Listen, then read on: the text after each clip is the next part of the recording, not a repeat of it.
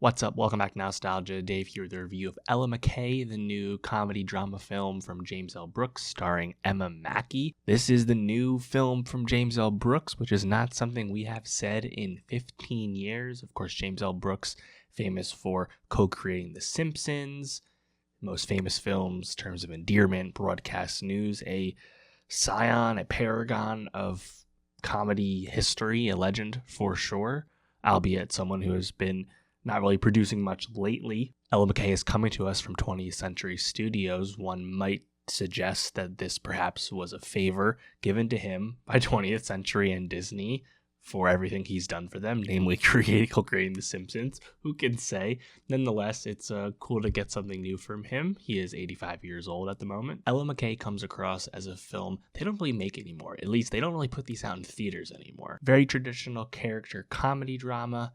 Has a lot of throwback elements to how its story is structured, how its characters are presented. In principle, I find that a bit refreshing, although Ella McCay as a movie is a bit overstuffed. However, the saving grace of Ella McCay is that the film stars Emma Mackey in her biggest star turn to date post Sex Education on Netflix. All of her talents as a performer are on display in this movie, playing a young political operative who becomes the governor of her state at age 34, while having to navigate various family and home life problems. It's an endearing and optimistic story, and ultimately I found it charming despite the kind of obvious faults as you're watching it. More than anything, I'm just happy about this movie for Emma Mackey because, I mean, ever since Sex Education season 1 came out, which, you know, that was years ago, that was pre-pandemic, right? When that happened, everyone's like, who is this person, right? You know, because coming into the series, right, Asa Butterfield was the most famous person in that ensemble, right? And we had Amy Lou Wood obviously breaking out on The White Lotus this year, also coming from that show. But Emma Mackey has kind of been tabbed as like she was the one out of that cast to rise up, right? Kudi Gatwa, right? The newest Doctor Who, for example, right? It's been a proving ground for new talent for sure, that show. But Emma Mackey as Maeve always really grabbed me just because she's so charismatic and charming, so like kind of effortlessly holds the screen, but has a uniqueness to, I think, that presence. You know, I think early on there was all those comps of her looking a lot like Margot Robbie, and frankly I think those have kind of gone away. I think as she's gotten older, she actually doesn't look quite as much like Margot Robbie as she used to, which is probably good for everyone involved. But the talent was obvious, and Maeve was, you know, my favorite character on the series, particularly when that character had the most to do in the early parts of that show. And since then, she had a pretty flashy supporting turn on Death of the Nile, the second Kenneth Branagh, Agatha Christie adaptation from a few years back. And recently, of course, she was in the news because she was on that short list to become Lois Lane in the new DC universe, but actually lost that role to Rachel Brosnahan, as we saw in Superman earlier this year. And ultimately, I'm just disappointed in a sense because Ella McCay is not going to make a lot of money, right? This movie is on track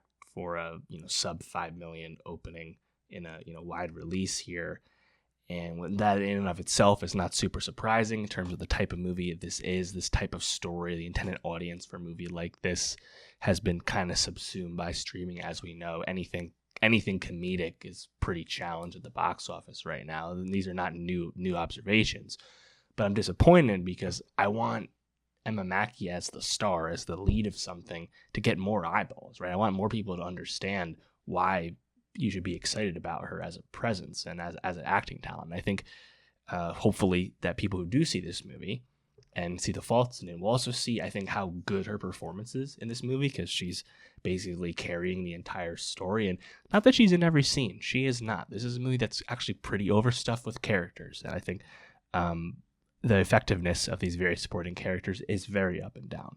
But Mackey herself, I think, does a really good job in this film. There's a few key moments that kind of really pop out, one of which when she accidentally takes her brother's edibles, leading to her going on one of her long-winded rants while under the influence. And it's just really funny stuff. And I think Mackey does a pretty good job as this very headstrong, incredibly well-intentioned political worker trying to get through the noise and help people in a world where the political morass of need to always fundraise gets in the way of good policy, right? Again, it's a very optimistic, well-intentioned type of story and vibe that's going on here.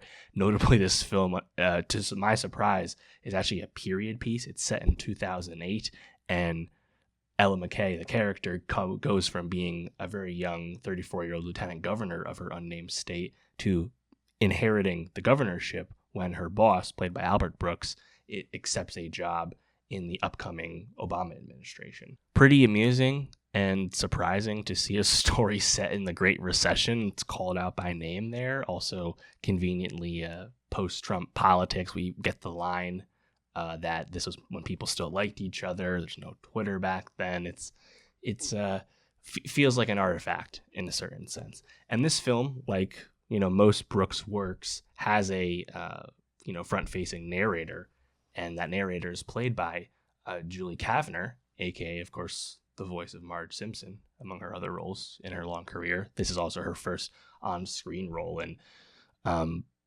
15 plus years as well. She's been gone from the screen just as long as James L. Brooks has. I think this stuff that doesn't really work for me too much in this is, a lot of the family stuff just feels kind of like shoehorned into the movie, and I actually think the Ella McCay character would have almost been served better as a TV character in a sense. I think this would have been a kind of engaging show where you kind of get up to the never-ending adventures of Ella McCay, the optimistic young governor of State X. Like, I actually think that could have been a fun premise. And then there'd be more time to allocate to these various subplots and family plots, right? It's not like this is trying to be the West Wing, but because this is a film, you get all this stuff with her kind of obviously social climbing, not nearly as academic and intelligent husband of Ella, played by Jack Lowden. And that character is just so one note and like obvious in his intentions the entire time.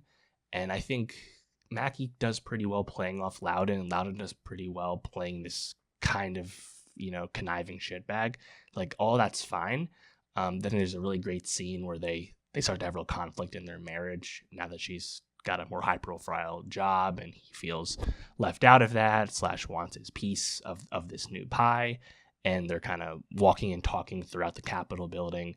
And I really like the way they play off each other in that scene. The stuff, though, with her younger brother, who's agoraphobic, living by himself as this gambling tip creator in a world before the legalization of sports gambling, which was another hilarious, unexpected time capsule in this movie.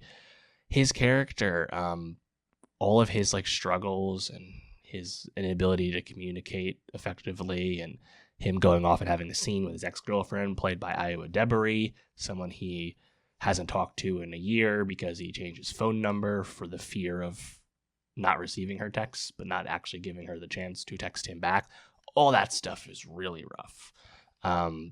Io, I think, does okay in like the one scene she gets, but I was not a fan of the brother as a character. Kumail Nanjiani plays a police officer who's part of Ella's security detail, and he's really just existing in the movie to drive her around and be a kind of a sounding board type character. It's very, very sitcom-y. Again, a character that probably would have really grown on the audience and got a lot of fun laugh moments if this was a long-running sitcom. Nonetheless, he's just kind of there. Jamie Lee Curtis is also there as Ella's aunt, and she's also kind of one note, just kind of the broadly like over-the-top supportive type figure. The movie starts off almost right away with a flashback where we learn about Ella's philandering father, played by Woody Harrelson, and her mother, played by Rebecca Hall, who almost immediately thereafter dies. And the movie makes a point of the family trauma of it all, with Ella actually pointing out the word trauma in the dictionary to her brother. Pretty over the top there.